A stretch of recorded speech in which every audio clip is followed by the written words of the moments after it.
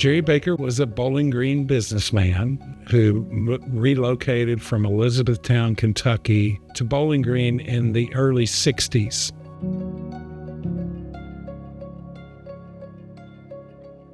Mr. Baker came to Bowling Green to go to school, graduated from the business college at WKU with a degree in accounting. He amassed a nice collection of artwork and plants here at the Arboretum.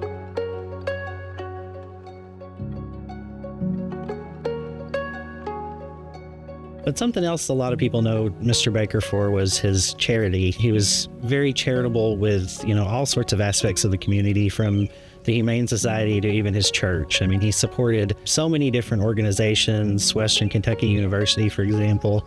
He loved WKU his whole life, and he always attributed his success in life to having that experience at WKU. And when he was able, he gave back with his time and his money to help the students and the university. He purchased a lot of artwork from local artists. He supported theater groups such as the Alley Theater. Of course, he supported SkyPack and the orchestra. And a lot of these organizations probably would have eventually had to shutter had it not been for Jerry and his continued donations. So the creation of the Arboretum, I think, starts with Jerry's childhood. His humble beginnings let him see that not everybody had nice things and not everybody had money and could do things. And so when he became successful, I always felt that he built the museum and the Arboretum, and he made it free to everybody because he wanted them to come and have nice things and see nice places. And that was his way of really giving back. You can bring a book and sit on a bench all day long, and you don't pay for anything, and you never will. That's unique. We love to have donations. We don't ask for them, and we never charge for admission. It's definitely world class here, and we take a lot of pride in it.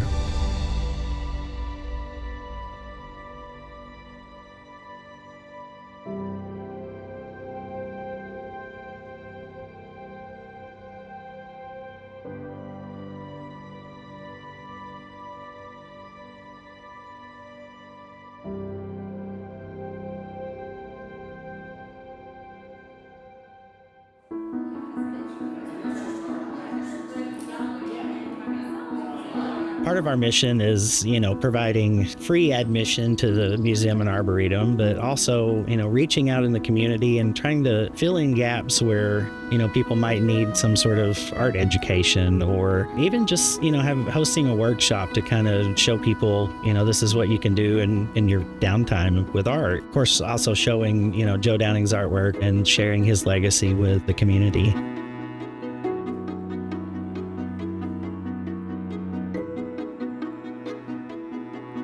Joe Downing was born in Tompkinsville, but grew up in Horse Cave, Kentucky. Through a series of life events, he eventually ended up in France, where he spent the rest of his life, and he was a painter. So he lived a very artistic life, and so we have actually the largest collection of his work in the world. We have some of his earliest pieces and some of his last pieces that he did.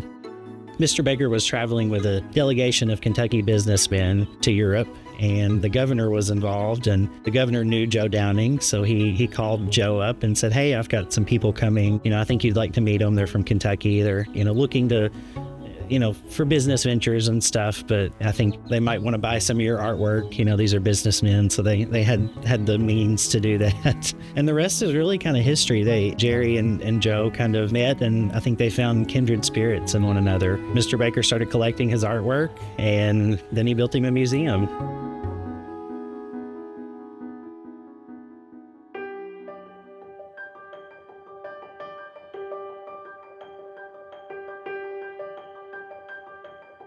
The design of the house that we're in now and the Arboretum was Ben Page out of Nashville. He's an architect and landscape architect. As far as the landscape goes, he did the general shape of the beds, but it was Mitchell Leichhardt that really fleshed in the plantings and decided what collections we should have and went out all over the world and traveled and saw plants and with Jerry and bought the plants through specialty nurseries, plant society auctions, and was able to aggregate a lot of rare plants here that most people won't ever get to see in their lifetimes, and we're happy to have them here. And he's the one, I think, who convinced Jerry to actually grow this facility from just a residence with the gardens around it to a true arboretum.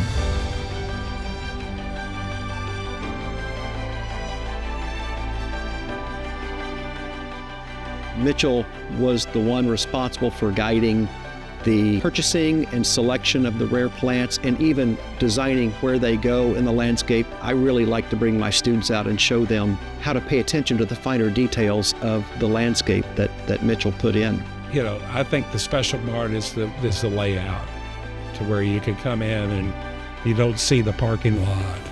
You see a beautiful building, or you see the beautiful house. You sort of keep everything behind that's sort of out of sight, out of mind, and you walk and it's it's an impressive walk around here. You know, you've got different elevations, which is really helps us out. We have a beautiful view of Bowling Green. Just the setting, it's a very peaceful place here.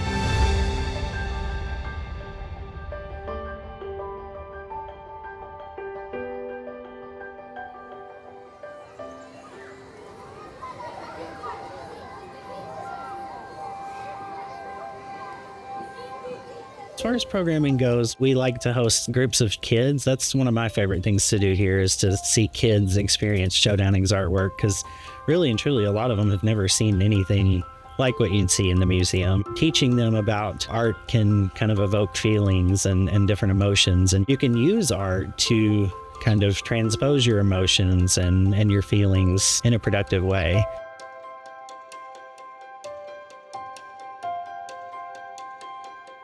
We also have a nice intern program for horticulture majors at the university.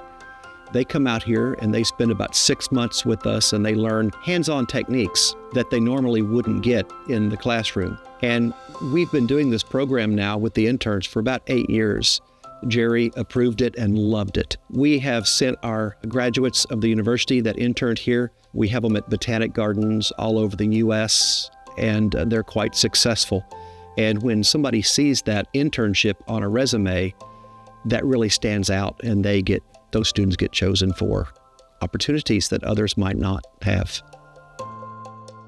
Some of the programming we have at the Arboretum, obviously, are my classes come out and use this as a living laboratory for horticulture techniques, design, looking at how the plants are planted and understanding the biology and the complex nature of landscaping. Landscaping might appear to be an easy thing to do, but it's actually creating art in 4 dimensions, and it's fairly complex.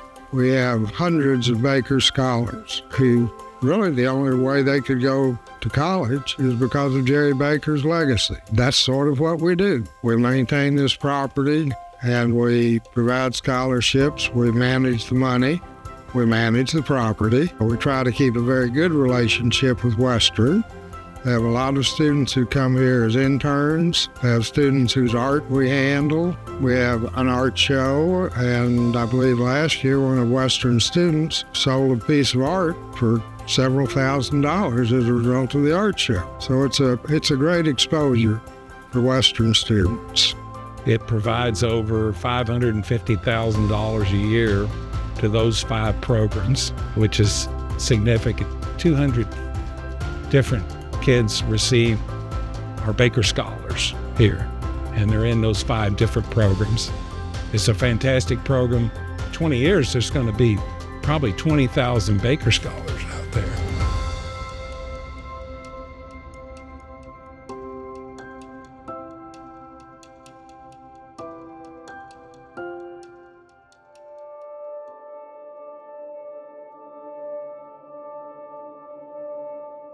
He loved to show this place. This was his work of art, and his creation was the grounds here.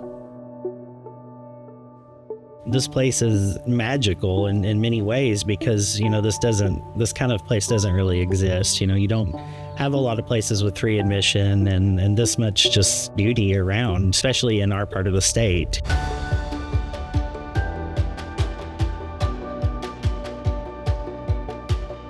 Jerry's legacy here at the Arboretum for me is twofold. One, I really appreciate that he left it for the community, and we get visitors from all over the country, often all over the country, and even international visitors to come see our collections.